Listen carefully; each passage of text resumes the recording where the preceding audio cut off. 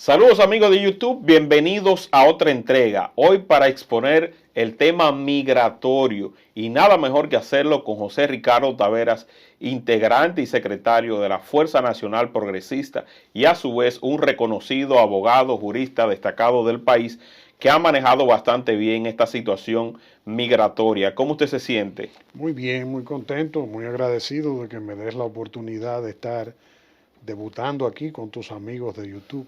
De manera que siempre te veía desde la casa, pues ahora tengo la oportunidad de estar aquí junto a ti, pero estoy a tus más Claro que completas sí. órdenes. Para mí es un honor, don Ricardo. Nosotros queremos saber cuál es su postura ante los constantes y continuos ataques por parte de la ONU condenando a la República Dominicana con el tema de las parturientas, así como con otras situaciones. Hoy un nuevo informe, esta semana se divulgó, donde ellos exigen que se elimine las deportaciones de las parturientas, que se elimine también la discriminación y el trato que se les da aquí en el país.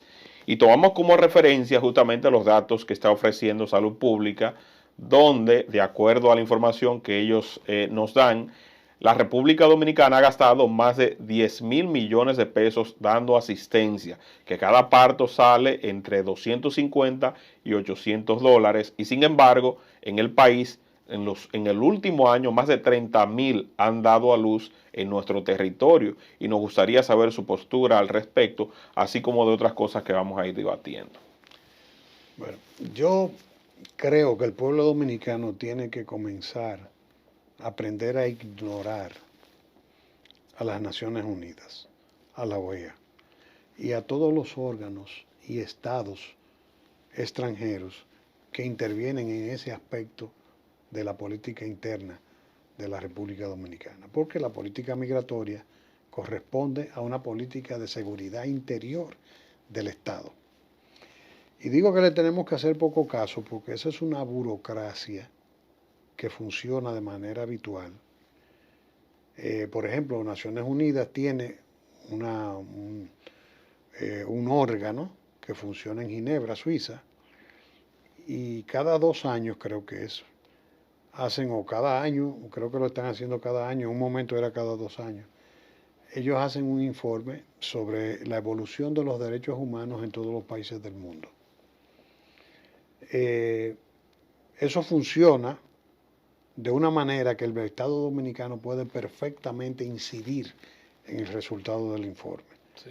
Pero desgraciadamente la burocracia del Ministerio de Relaciones Exteriores y de los órganos que tienen que ver con el tema migratorio no ha permitido un manejo adecuado. Y te lo digo porque yo viví la experiencia. Yo estuve en Ginebra defendiendo a la República Dominicana y te puedo decir que los resultados del informe que yo obtuve, o el equipo que fuimos, fueron bastante satisfactorios.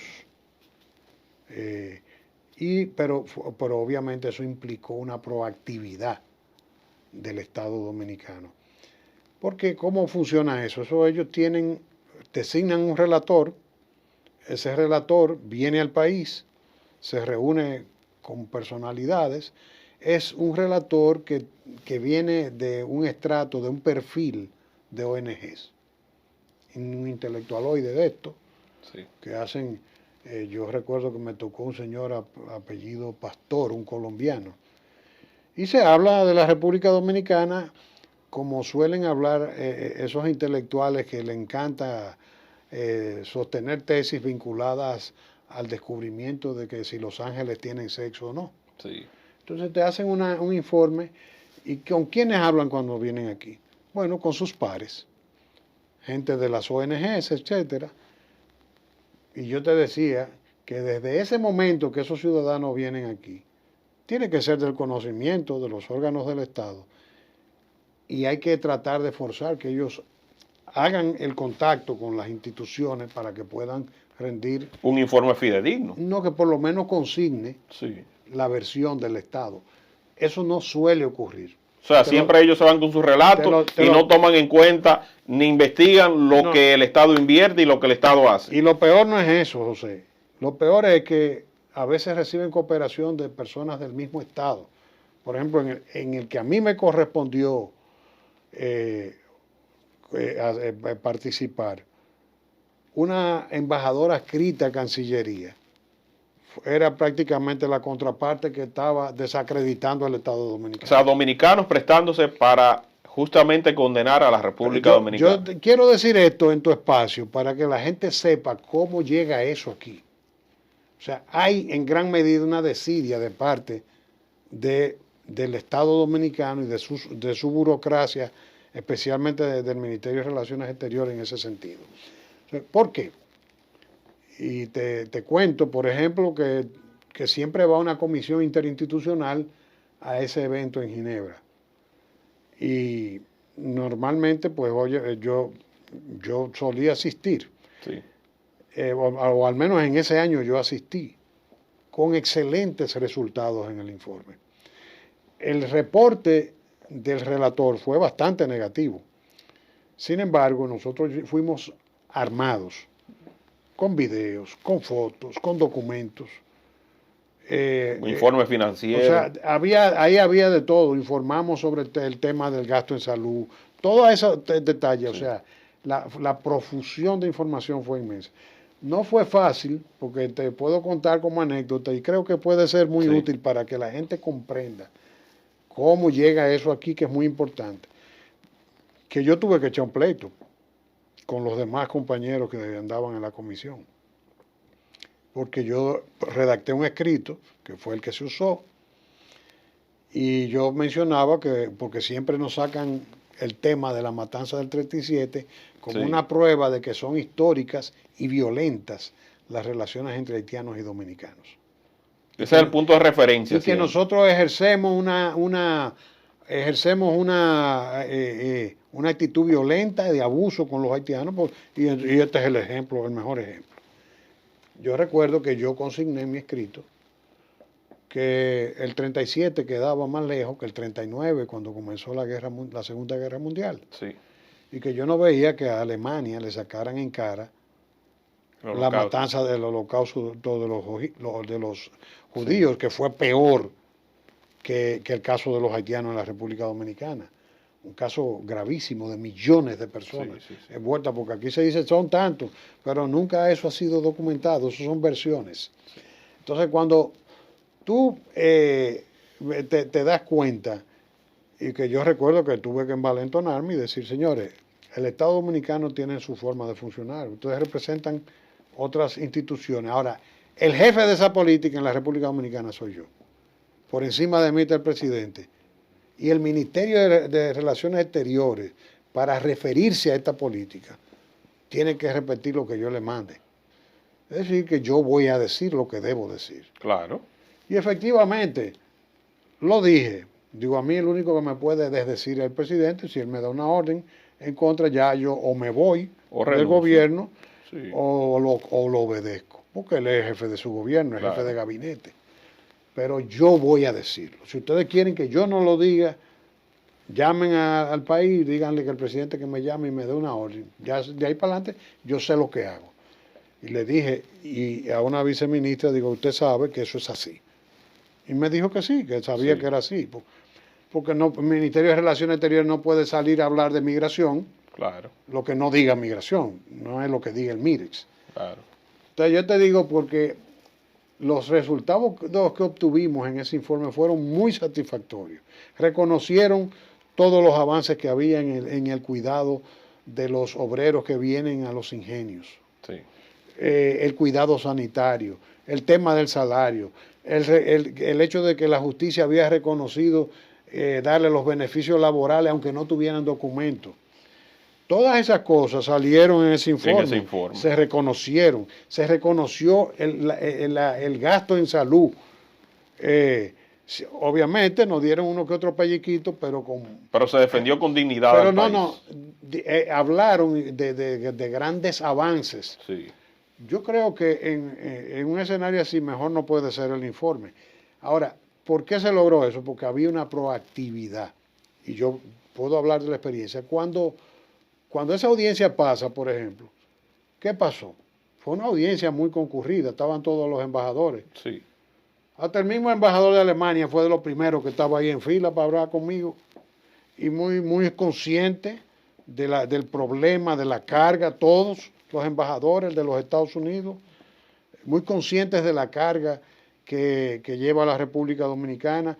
Y cuando vino el informe, vino en términos satisfactorios. ¿Qué pasa? O sea, que de ahí en adelante se descuidó la política de cómo se debe tratar o se llenaron de miedo los que tenían que defenderlo. No.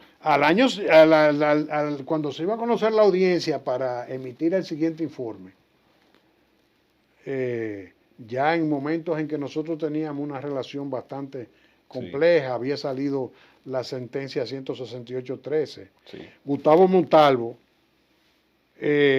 presionó al presidente y a mí me hicieron parar en España. Yo estaba en camino a Ginebra para lograr, con resultados nunca vistos. Sí. Y yo voy igualmente preparado. Y ahí lo detuvieron. Y me mandaron a decir en España, y mandaron un muchachito ahí que fue a decir, sí, nosotros vamos a mejorar. Y ahí vino el raplimazo otra vez. Entonces, ¿qué pasa? Cuando ese informe se rinde, ¿a dónde llega? Ellos no se lo mandan a la prensa. Ellos se lo mandan a la Cancillería. Sí. Y la Cancillería es la que lo distribuye aquí. Oye, esa vaina. Entonces, pero cuando tú tienes, por ejemplo, un gobierno, un presidente que por un lado te dice, Haití tenemos que abordarlo, la comunidad internacional. Entonces tú tienes un canciller en otra dirección, el presidente del Instituto Nacional de Migración en otra dirección. El gobierno en una crisis de identidad. Porque tú tienes un presidente que se va a hacer una valla perimetral, que yo no me acaba de convencer, sí, porque la estructura que estoy viendo no es para enfrentar los problemas que eventualmente pueden suceder, claro, ahí. Pero yo lo reconozco como un avance histórico. Entonces, cuando un presidente te está actuando de esa manera, y tú ves que él es indiferente frente a una Cancillería y un Instituto Nacional de Migración, que son los que están gravitando, entonces tú dices, bueno, entonces, ¿qué tenemos que hacer nosotros como pueblo?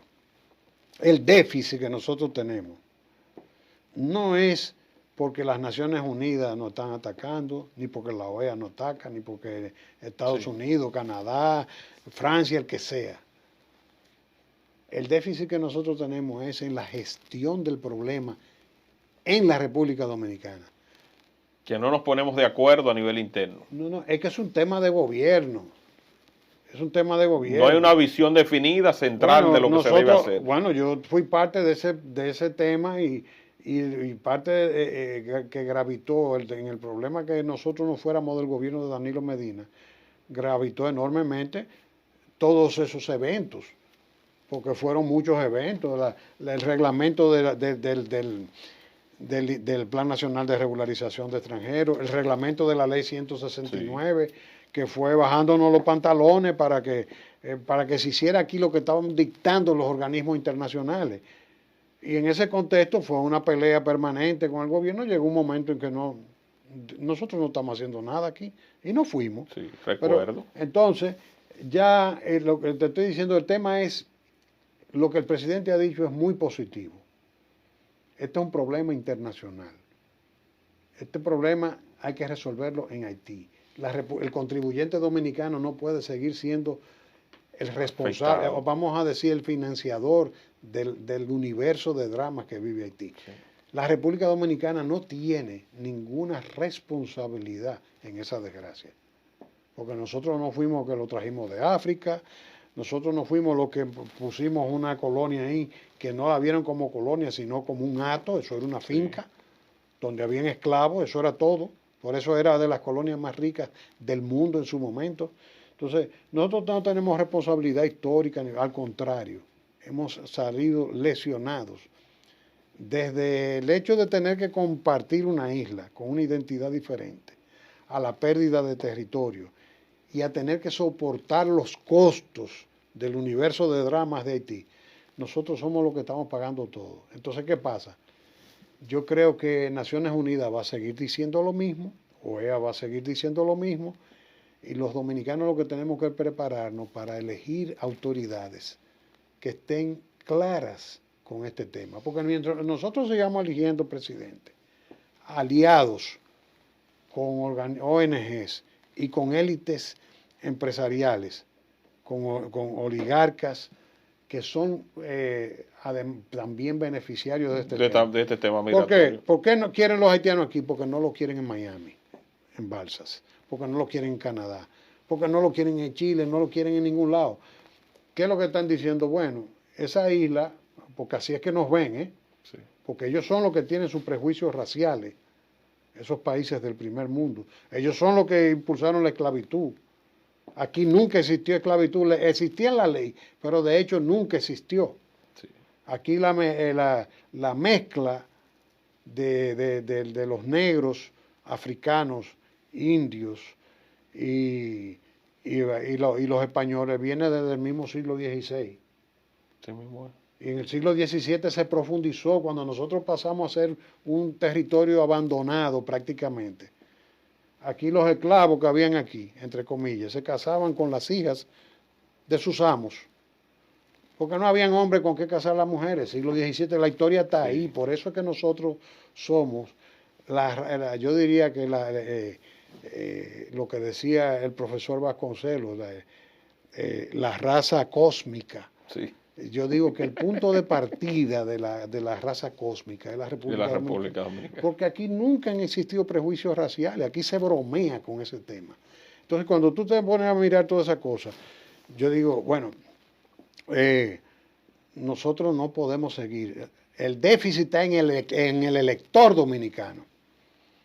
El elector dominicano se deja acorralar con políticos que no tienen una agenda definida y clara con este tema.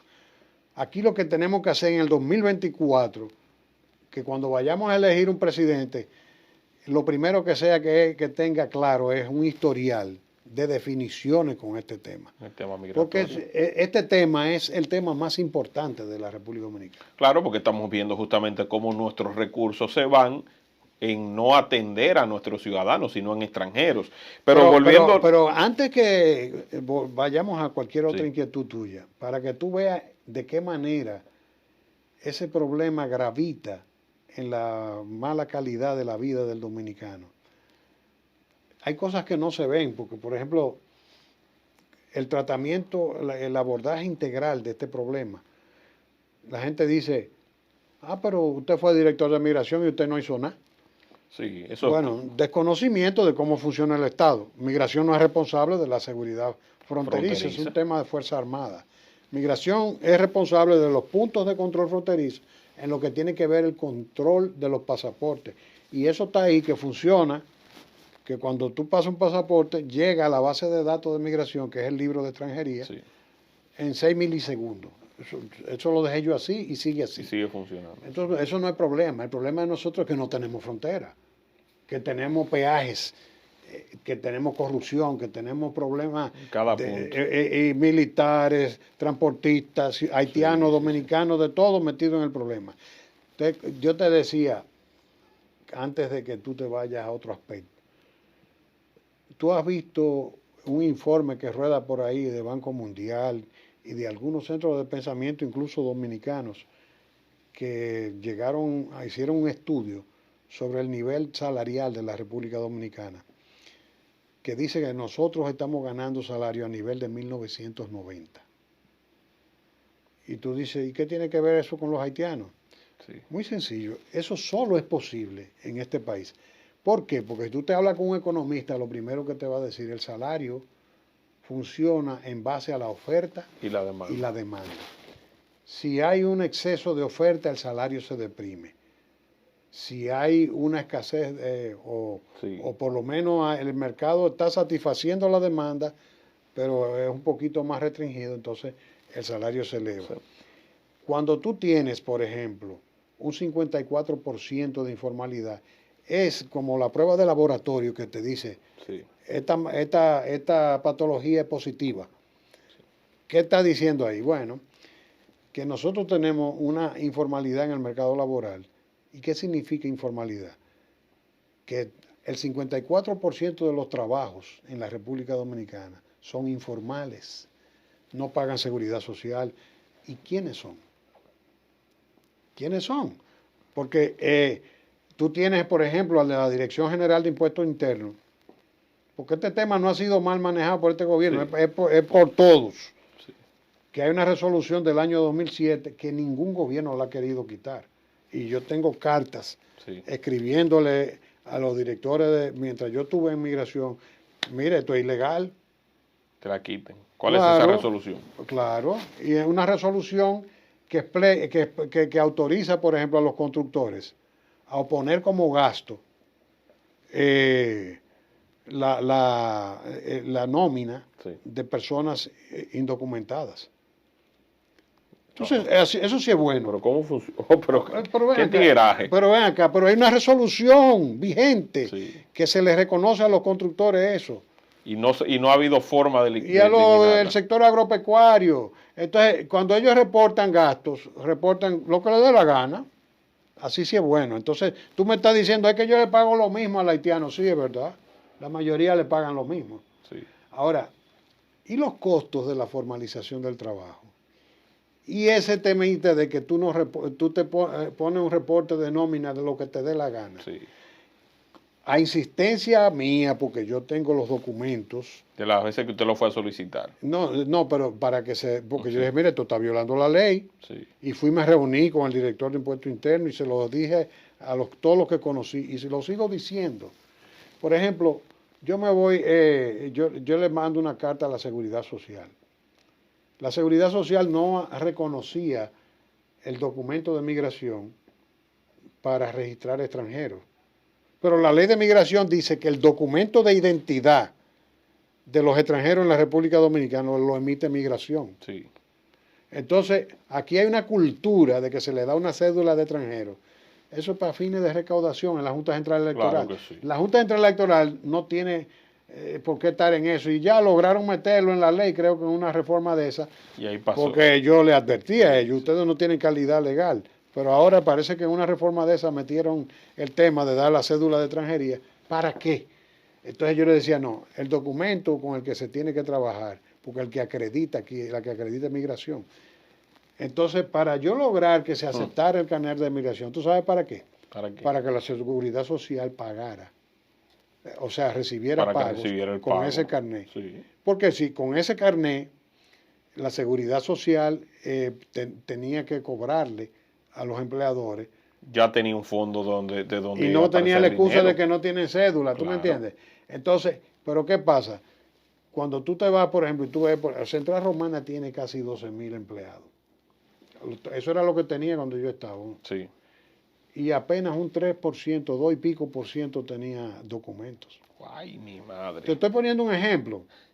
Pero esos sectores que son los que emplean masivamente, caña de azúcar, Sí, al sí, sector agropecuario, pero los oligopolios, ¿eh? Sí. Porque yo no estoy hablando del productor chiquito que tiene que echarle mano a lo que A lo que aparezca. sea. Los que van al palacio, los que tienen fuerza para decir, mira, Sí, sí, sí. entonces esos son los que también inciden para que este status quo permanezca. Que no le conviene que haya un orden. Este es el status quo del caos migratorio, del caos, del desorden de Haití trasplantado aquí. Entonces, te digo eso para que tú tengas una idea de qué manera ese problema incide. Porque nosotros estamos ganando salario como debimos haberlo ganado en 1990, Claro. pero pagando la canasta básica del año 2022. Sí. No, y sobre todo con una sobreoferta justamente de esa mano de obra que no es dominicana. Entonces ahí que viene el problema, donde los dominicanos no es que no quieran trabajar, sino que no se facilitan las condiciones porque si está muy por debajo de lo que debe recibir, prefiere hacer otras actividades y no de esas a las que están sosteniendo básicamente esos sectores productores. Y se puede hacer a través de políticas públicas que nosotros desde la Fuerza Nacional Progresista siempre hemos planteado. Por ejemplo, aquí se le da a la gente Bonogá, Bonolú, Sí. un reguero de subsidios. solidaridad, pero tú no puedes trabajar. O sea, ese es el subsidio de la vagancia, es ese. Así es. Entonces, lo cual es una política de Estado impulsada por Naciones Unidas, porque yo quiero que tú sepas que todas esas políticas, en general, la inteligencia que alimenta a Naciones Unidas sobre este tipo de agenda, está en la OCDE. Entonces desde ahí van los enlatados, empiezan, las Naciones Unidas va asumiendo, porque esos son los jefes, que son los países más industrializados, las economías más fuertes del mundo, el poder económico, político más importante del mundo, tanto privado como público. Eso no se ve, eso no se menciona, pero de ahí que sale la inteligencia que dirige Naciones Unidas y ellos ejecutan todo eso y nosotros somos víctimas de esa situación. Entonces cuando... Que multiplican la pobreza. Entonces esas políticas son respaldadas por Naciones Unidas. ¿Por qué nosotros no cogemos ese dinero que estamos dando y le decimos, mira, ese ciudadano prefiere tener con qué subsistir, no tiene que trabajar, pero tiene con qué comprar lo básico? Pues dice, mira, yo te voy a dar bono gas, pero si tú trabajas en el sector agropecuario, te lo sigo dando. Claro, o te puedo dar un extra para que tú trabajes ahí. Ya, o le digo a los empleadores, mire, sectores débiles, porque los Estados Unidos hacen eso, todos los países en Europa, uno de los grandes problemas que hay con la Unión Europea es que se subsidian sectores como el sector agropecuario. La seguridad social, el gobierno, en vez de estar gastando ese dinero en eso, debe decir, bueno, mira, yo voy a subsidiar un porcentaje de la seguridad social y tú aguanta el otro. ¿Para qué? Y yo al mismo tiempo le voy a dar el bono gas, el bono luz, la solidaridad, todos los programas sociales, conforme a los perfiles de cada programa, se lo doy si me están trabajando sector agropecuario. ¿Por qué tú aquí consigues un préstamo para comprar un Mercedes-Benz? Perdóname que use una marca, o cualquier vehículo de alta gama, para no mencionar cosas. Tú compras un vehículo y cualquier banco te lo da. Y hacen ferias para eso. Pero yo nunca he visto una feria para vender maquinarias de mecanización agrícola. No, absolutamente nada. Yo nunca he visto, por ejemplo, que hayan, aquí se ese tipo de importación debe estar exonerada para que la construcción y la agropecuaria sean mucho más técnica, mucho más profesional y avance mucho más. Y a que aparece el dominicano para trabajar. Claro que sí. Y si tú sabes que al final de cuando tú cumplas todos los años que debes cumplir, tú vas a tener tu pensión. A pesar del salteo que puedan ser las AFT. A pesar del salteo que sean las AFP. Sí. Que nadie lo puede negar. Entonces, tú también vas y trabajas porque que tú estás obteniendo beneficios. No, ya tú estás mirando más allá en el futuro y estás pensando que vas a haber un momento donde te vas a poder retirar. Volviendo al tema del muro, ¿qué le ha parecido esta iniciativa del presidente de la República Dominicana, donde se pretenden invertir 1.750 millones de pesos en una etapa en la que se van a cubrir más de 300 kilómetros?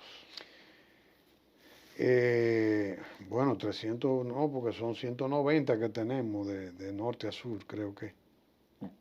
Bueno, eso es lo que se había dicho, aproximadamente unos 300. Habría que ver si es que se va a haber un doble reforzamiento o algo. Es probable. Por ahí. Mira, lo que yo he visto hasta ahora y las explicaciones que se dieron en el primer Picasso, ¿verdad? Sí. Pusieron una recreación de lo que sería la valla. Yo creo que esa valla, yo lo digo medio jocoso, tú ves, como lo decimos los dominicanos, una crisis fuerte en Haití se la va a comer con yuca. Ay, ay, ay. Porque no le veo a esa valla, pero a pesar de eso, yo felicito al presidente Abinader, porque ya sí se hace, porque he visto que se comienzan muchas cosas que después se quedan ahí. A un lado. Bueno, hicieron 23 kilómetros hace un tiempo y ahora entonces están retomando una etapa de unos 50 kilómetros ahora la que el presidente estaba inaugurando. Bueno, de eso incluso desde el gobierno pasado se hizo una... Pero lo que te digo, eso no es un muro. Hay que ver lo que son muros. Sí. Muro es el que está construyendo Arabia Saudita, por ejemplo, que va a acercar su territorio completo. Entonces... estamos hablando de muros. Sí. Pues tú haces un muro, tú tienes que hacer un muro. Obviamente la tecnología juega un papel, ellos han dicho. Hay que esperar a ver. A mí no me gustaron algunos aspectos. Por ejemplo, yo vi que los centros de monitoreo y control van a estar en la misma frontera. Y yo creo que el centro de monitoreo y control debe quedar remoto. ¿Por qué? Porque tú vas a tener la iglesia en Manuel Lutero. Claro. Porque el centro de monitoreo y control es una forma de tú ejercer un control cruzado. Incluso tiene que haber un centro de monitoreo y control, yo diría que interagencial. Migración debe tener un centro de monitoreo y control de eso.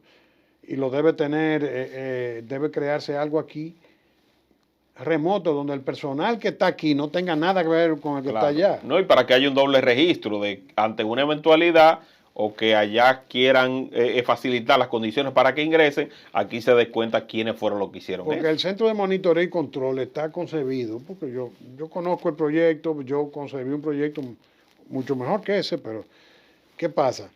Ese proyecto, ¿para qué el centro de monitoreo y control? Con un contrapeso. Sí. Ese es como, vamos a decir que el que proporciona la información de inteligencia, la logística, de decirle a la unidad de los soldados, trasládese a las coordenadas tales que ahí hay un movimiento de tal.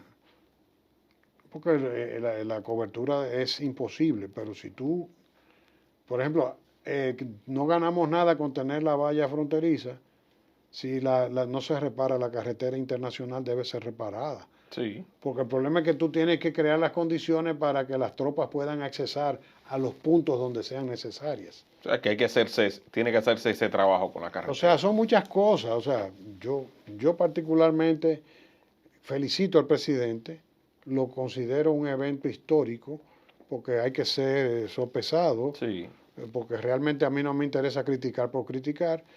Creo que es un avance, pero tú puedes apostar que si los vinchitas llegamos al gobierno, ahí se va a hacer un muro de verdad. Un muro de verdad. Claro. O sea, con mucho más fortaleza, Pero claro, porque con algo que represente la manera. José, cuando tú tienes una diferencia tan grave como la que nosotros tenemos respecto a Haití, y te la digo rapidísimo, una economía 10 veces mayor que la haitiana. Para comenzar, un haitiano jornalero de la construcción de aquel lado le pagan un jornal Como $3 diarios. $5 diarios, pues tú y cruza aquí, si tienes cierto nivel de experticia, te va a ganar $45. Con todo y que no es un empleado formal. Sí. Si tú estuvieses de aquel lado, ¿qué tú haces? No, con hijos y con familia. Viene para este lado. Yo vendría, pero muerto de risa. Sí. Y se me importa un comino, lo que sea. Claro. Y peleo con cualquier un tema de supervivencia. Entonces nosotros, entonces, ¿qué es lo que tenemos que hacer? Nosotros tenemos que hacer una política de seguridad fronteriza fuerte. ¿Para qué? Para que de aquel lado se haga lo que nosotros le llamamos un pequeño plan Marshall. Para que desarrollar Haití. Porque mientras Haití no se estabilice, mientras Haití no se relance, y eso no lo van a poder hacer los mismos haitianos. Sí. Los haitianos tienen que obligatoriamente que ser administrados por la comunidad internacional y durante un tiempo. Y luego ir creando las condiciones para ir entregando en manos de ellos la propiedad de su destino. Claro que sí. ¿Por qué? Porque tampoco puede ser una cosa para toda la vida. El tema es tú invertir en educación, antes que nada, en política sanitaria, infraestructura, institucionalidad, porque mientras tú tengas ese desorden que hay ahí, que son incapaces de llegar a un acuerdo para nada, va a ser imposible. Además, ¿con qué? Sí. ¿Con qué recursos? Imposible. Y en las investigaciones que usted ha realizado a lo largo de los años, ¿usted ha podido establecer si es cierto o no que existe un plan para fusionarnos, un plan maestro que lleve a la fusión de la República Dominicana y Haití? Mira, el plan existe como parte de cada quien tiene un interés. Aquí nada pasa porque nadie es devoto de la Virgen Santísima ni nada. Sí.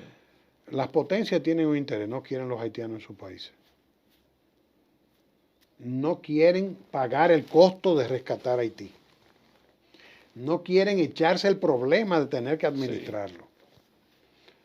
A menos que tú veas que mañana en Haití aparezca petróleo por un tubo de llave, que oro, diamantes, Ahí cosas. sí lo hicieron. Entonces, eventualmente ahí sí puede haber interés.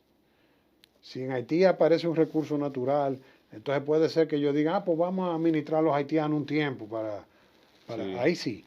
Pero mientras tanto, el tema es tan consciente de que ahí no pueden seguir viviendo, porque es que cuando tú te vas, que los científicos te dicen que el territorio haitiano apenas un 3% del wow, sí, de territorio, la capa boscosa. Tiene no, capa no, de boscosa. 1,75 creo que está, Sí, que apenas un 3% creo que está en condiciones para la vida humana. ay, ay, ay, ay, ay. Entonces, cuando tú tienes una población de 10 millones de habitantes en esas condiciones, con una economía tendente, por ejemplo, te digo, somos una economía 10 veces superior, pero el Producto Interno Bruto de la República Dominicana, bueno, antes del COVID, Sí, tenía una proyección de crecer probablemente para el año 2030 a unos 200 mil millones de dólares. Ha ido sí, incrementándose y la idea es que estos 10 años nos iban a llevar 200. Esa era la previsión que más o menos había. Con un incremento poblacional razonable, porque de este lado la gente se planifica. sí. Eso significa que eventualmente el Producto Interno Bruto per cápita en la República Dominicana se va a incrementar, lo que significa que eventualmente si hay una distribución adecuada de riqueza, de este lado va a haber un nivel de vida muy superior. ¿Qué pasa con con el tema de Haití? Bueno, la economía matemáticamente va a crecer, pero en términos reales el crecimiento es negativo, porque el incremento de la población en Haití es muy superior Claro. al de la República Dominicana. Entonces, cuando tú tienes un país que tiene un Producto Interno Bruto de 9 mil millones de pesos, mientras nosotros ya vamos como por 80, y tú tienes una población en crecimiento, cuando tú distribuyes el Producto Interno Bruto en la población, el Producto Interno Bruto per cápita, en vez de crecer, va a decrecer. Wow.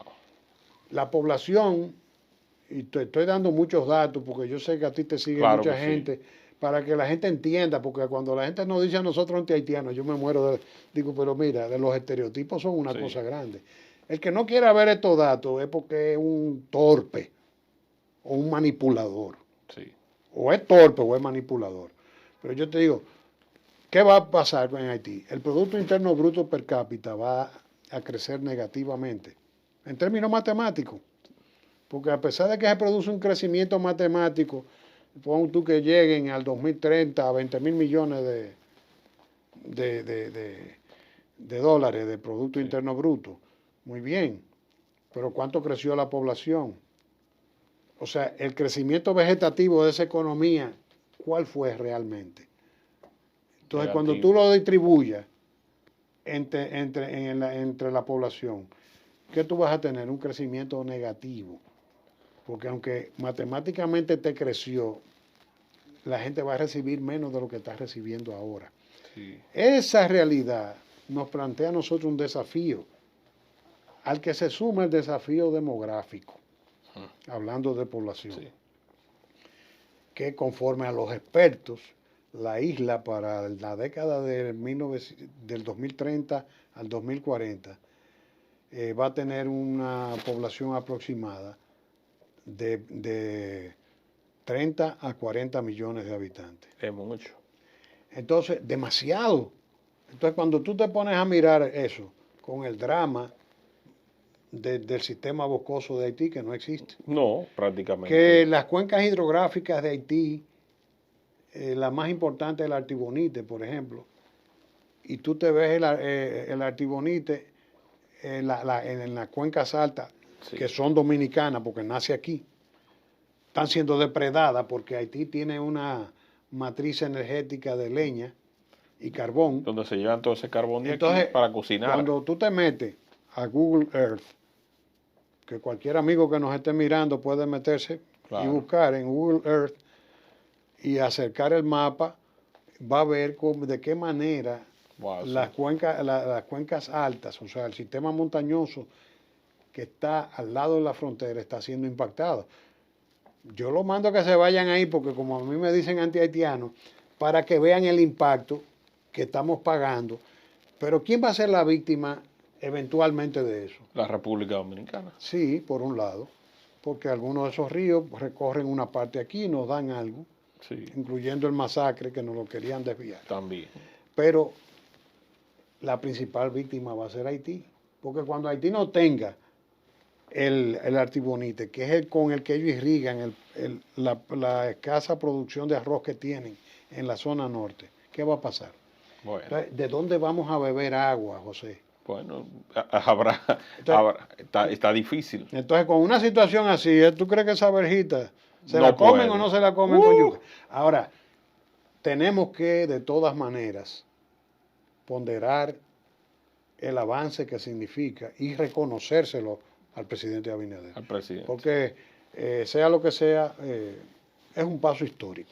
Y con relación a estos temas, donde se está hablando de el habitante fronterizo, el gobierno inició un proceso para dotar de un carnet a esas personas de nacionalidad haitiana que se desplazan justamente por la frontera, y después entonces se retiró porque hubo muchas reacciones en contra de esto, pero yo veo por ejemplo a uno de los alcaldes de Dajabón, al alcalde de Dajabón del municipio cabecera, solicitando que sí, que se tiene que dar ese carnet del habitante fronterizo. Esto no es una amenaza para la República Dominicana y no pudiera ser esta una puerta trasera para legalizar a todas esas personas para que se queden en nuestro territorio.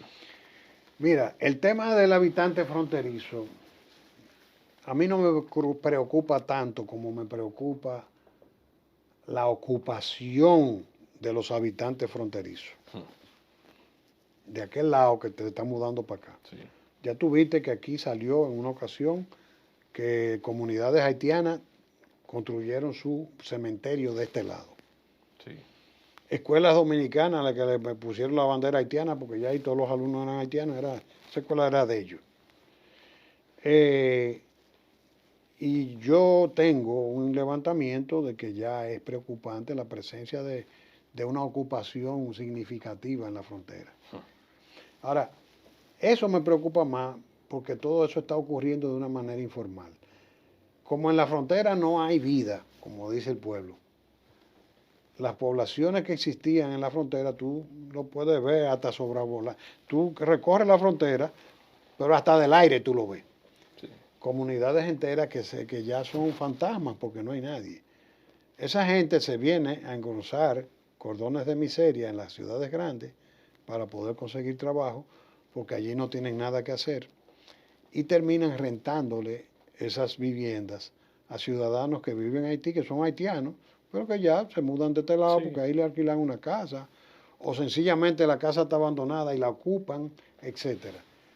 El habitante fronterizo es una figura migratoria que está en la ley, está en el reglamento, se usa en todas las fronteras del mundo. Por ejemplo, tú cuando viajas, ¿qué haces? Tú presentas tu pasaporte, te ponen, sí, un sello, pero tú viajas de vez en cuando. Pero cuando tú vives en una frontera terrestre, que tú vienes habitualmente a comprar productos, que tú eres un empresario, sí, tú te imaginas que te tengan que sellar 2 veces entrando y saliendo tu pasaporte todos los días. Entonces, eso genera un problema operativo. Ciertamente. Entonces, ¿qué pasa? Hoy en día, con la tecnología y el control biométrico, etcétera, que Migración está preparada para eso. El carnet fronterizo sí se maneja como dice la ley y el reglamento. El carnet fronterizo puede ser, es viable. Ahora, ¿por qué tú dirás, bueno, usted me está diciendo que usted lo ve como algo que puede ser interesante? Claro, porque te permite que el Estado asuma el control del movimiento que hay ahí. Con el registro de esas personas y todo lo demás. Exactamente. Entonces, si se comete algún delito, ya pueden identificarlo mucho más fácil. Si van a hacer cualquier transacción o lo que sea, pueden saber quién es que la está haciendo. Y que esa persona entre en la mañana y tiene obligación de irse a más tardar antes del cierre de la puerta. Sí. Y si falla eso, pierde su estatus. Sí. pero que eso está concebido para empresarios, para comerciantes, que vienen aquí, ¿qué hacen? A comprar bienes en los negocios de Dajabón y se van de aquel lado a revender, etcétera.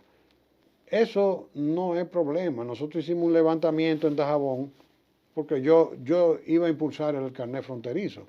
No en la forma que se estaba haciendo ahora, porque primero, el carnet fronterizo conlleva, antes que nada, un acuerdo binacional.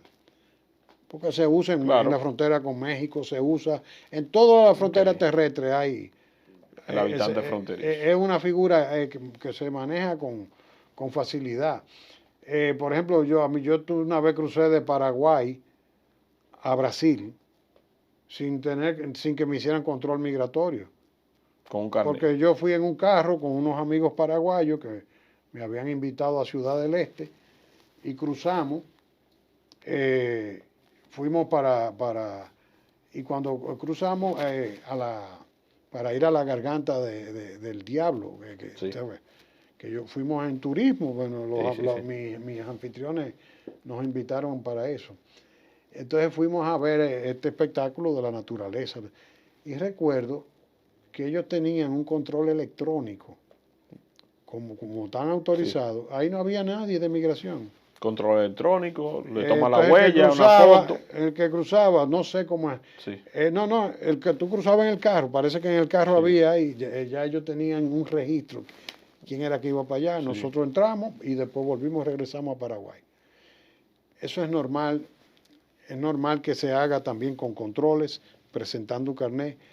Ahora, el tema es que no se había hecho el acuerdo binacional porque eso se hace siempre recíprocamente. Que haya un Estado funcional. Exacto, se hace recíprocamente. ¿Cuál es la objeción que nosotros le hacemos a la figura? Que nunca hemos dicho que sea ilegal. Es legal. La objeción es que tú haces ese tipo de acuerdo, porque requiere, el migración no puede salir a repartir ese carnet porque le da la gana. Tiene que hacerlo en virtud de un acuerdo con Haití, escrito, un protocolo diplomático entre ambos países que diga cómo va a funcionar y a qué se comprometen los haitianos, a qué nos comprometemos los dominicanos. Ese es un carnet que sirve estrictamente para entrar a la provincia de Dajabón, de donde te fue autorizada. Tú no puedes coger con ese carnet y aparecer aquí en Santo Domingo. Exactamente, ni puede venir a trabajar, ni puede nada. O sea, que con esos controles se puede trabajar el tema de, primero, el acuerdo binacional. Ahora, ¿con quién tú vas a firmar un acuerdo binacional? Que no hay Estado allá. En este contexto en que estamos viviendo, que es lo que yo quisiera que la población entienda, nosotros no podemos emitirle un carnet fronterizo a nadie, porque en Haití no hay Estado. Sí, mismo es. En Haití no hay Estado. ¿Con quién tú vas a firmar el acuerdo? Con un gobierno que está ahí pegado con saliva. Sí. Que comparte el control del con gobierno. Las pandillas. Con las pandillas que tienen control territorial de algunas zonas. Entonces, tú no puedes sobre esas bases impulsar, porque para eso tú requieres de Haití. Cuando yo hice los levantamientos a ver si era factible impulsar el acuerdo, nosotros determinamos que de Haití entran y retornan todos los días alrededor de 445 personas en Dajabón, que es la más importante. Sí. O sea, no estamos hablando de una cantidad... De un flujo tan grande. Pero de esos 445, probablemente los que son comerciantes son los mínimos. No creo que lleguen ni a 50 o 100. Porque el resto son, ¿quiénes? Personas que vienen a prestar servicio doméstico. Sí. Que son trabajadoras domésticas en casas de Dajabón. Cruzan y después se devuelven. Y vienen por la mañana y se van por la tarde. Estudiantes que vienen a hacer planes académicos en universidades dominicanas, a veces por una vez a la semana, a veces diario, que vienen a institutos de computadores y cosas de ese tipo. Ese tipo de perfil es el que cruza, y vive de aquel lado. Si hay un levantamiento y se sabe que esa gente entra en el diario, entonces tú puedes ejercer un control, es una forma de tú controlar, porque muchas veces, ¿cómo te cruzan? Por el río. Como nada, sí. Ya. No, ellos cruzan, el servicio doméstico estaba cruzando así. Entonces esto no puede seguir así, entonces vamos a crear la forma y te permite que con un documento de identidad haitiano tú puedas hacerlo. Pero ¿cuál es el problema? ¿Por qué nosotros suspendimos el programa? Porque yo le dije a la OIN, si ustedes logran que los haitianos le emitan sus documentos, pasaporte o cédula, yo trabajo para identificar. Porque yo le vi, vamos a trabajar el tema. Y la agencia de OIN, la estación de OIN en Haití, hizo todos los esfuerzos. Ni cooperó el gobierno, ni cooperaron los ciudadanos para documentarse. Entonces, yo dije, yo no lo voy a hacer violando la ley y el programa se canceló. Yes. Entonces, por eso fue que yo, aunque siempre he dicho que no es ilegal, porque te estoy explicando que puede ser eventualmente... No es ilegal. Pero no estamos hablando que se le van a dar 200,000 gente. Eso es para perfiles muy específicos. Claro, no que se haga, pero que se haga bajo un lineamiento, bajo un reglamento, bajo un orden, no abierto a todo el que diga. Y ese grupito del canciller Álvarez y el del Instituto Nacional de Migración, Willy Lozano, salieron a decir que eso lo había instaurado en una resolución mía en migración, manipulando, como queriendo decir, pero miren que es de lo que habla y no puede hablar y fue el que lo impulsó. Y él fue el que lo impulsó. No.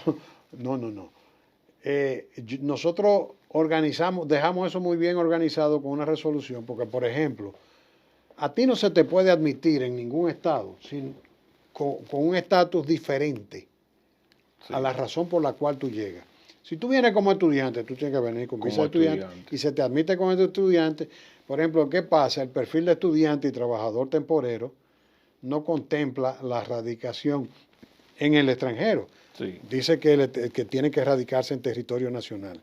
Cuando tú ves la realidad de que tú tienes 200 muchachas que cruzan a dar servicio de labores domésticas en casa de dominicanos. La cantidad, sí. Entonces, por ponerte un número. Sí. Entonces tú dices, bueno, me están cruzando por el río. Déjame hacer que los haitianos la documenten, le damos un carnet para que pueda entrar. Claro. Eso se puede controlar con biometría y todo. Entonces, ya tú tienes un control de que esa persona entra y sale. Pero además, quien lo registra es el patrón. Entonces tú sabes a qué casa va a trabajar. Claro. Todas esas cosas nosotros las... Todo eso estaba previsto para que sea organizado. ¿Qué hicimos nosotros, por ejemplo, en la gestión mía? Bueno, te voy a dar el estatus de estudiante. Pero, ¿qué es lo que decía la resolución que manipularon para tratar de... Sí.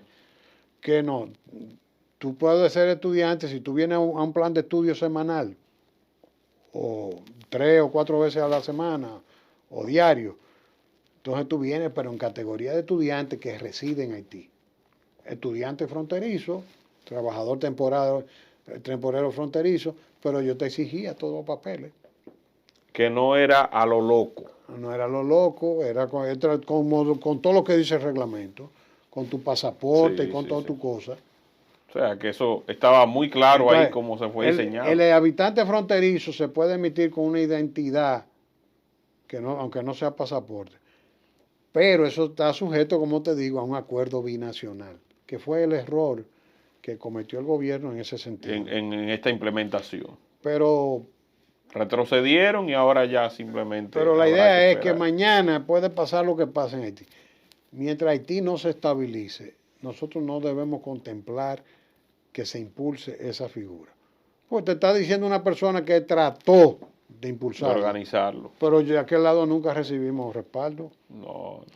Mira, nosotros trabajamos un plan piloto con el ingenio Barahona, el único ingenio que se ocupó de legalizar su trabajador, el único. Y llegamos por 2 años a buscar los trabajadores en Haití, traerlos y a retornarlos a Haití cuando cuando terminaba la zafra. Y yo quiero que tú sepas que esa gente le financiaron los pasaportes, lo pagaron, muchos bananeros lo hicieron también. Pero yo conocí industrias dedicadas al banano y en el mismo Ingenio Barahona, que le dio trabajo poder documentar todo su... Pero llegó un momento, ellos no tenían mucho porque ellos mecanizaron. Sí. Lo que te digo, que claro, lograron conseguir la tecnología para depender menos de la mano de obra. Y eran 400 empleados. y los 400 empleados tenían pasaporte. El único ingenio, no sé cómo sigue eso, pero en ese entonces sí estaba organizado. Ellos le notificaban a Migración que iban a buscar los empleados. Nosotros mismos cooperábamos con ellos para que les pidieran la visa de trabajo y todo. Le dábamos su carnet, se lo entregábamos allá, porque todo el papeleo era el empleador con Migración. Porque así que la ley lo tiene concebido. Entonces, después, terminado tu contrato, te fuiste para Haití. Si se abre de nuevo, tú vuelves. Entonces, si tú quedaste bien, tú puedes volver. Claro. Porque si le fallaste, ellos dicen, bueno, mira, ahora mismo dicen, yo regularicé uno en el plan de regularización que trabajaba en la finca mía y desde que le di los papeles se fue a trabajar para Higüey, ahora en el turismo. Sí. La ley no permite eso. El que lo contrató debe enfrentar una sanción. Lo que dice la ley y el reglamento es que cuando eso pase, usted tiene que informarle a Migración que ese ciudadano se fue. Abandonó. Porque se le concede un permiso para trabajar en esa empresa bajo responsabilidad de ese patrón. Cuando abandona, lo que establece la normativa es cancelarle el estatus y salirlo a buscar y deportarlo. Claro. Entonces, está pasando que por no hacer las cosas como son, pues todo esto se ven perjudicados sectores productivos, muchas cosas que pasan que no debían pasar. ¿Sabes por qué? ¿Por qué? Porque nosotros tenemos una cultura de gobierno en la cual la que manda es el jefe, no la ley. Ahí es que está el problema. Y hasta que no logremos como nación abolir esa parte, tendremos todos estos problemas migratorios. Bueno, agradecerle a usted, don José Ricardo, por esta oportunidad maravillosa de exponer con puntos y comas toda esta situación migratoria del país. Yo entiendo que hemos quedado plenamente satisfechos porque nuestra comunidad merece estar muy informada para que asimismo también los que nos escuchan sirvan de voceros y de embajadores ante cualquier acusación que se les haga, porque la República Dominicana ha hecho lo que ningún otro país hace por Haití, y justamente eso es lo que ha querido destacar, y lo que queremos que se resalte es que debemos hacer cumplir nuestras leyes migratorias, porque no ocurre que en otro país alguien que llegue va a andar como quiere, sin ningún problema y sin ninguna regulación. Así que agradecerle su tiempo. Gracias y que, por favor, y que haya aceptado nuestra invitación. Siempre va a ser un honor. Muchísimas gracias a ti. Claro que sí. Recuerden compartir este contenido para que llegue a más personas y nos reencontramos en una próxima oportunidad. Bye, bye.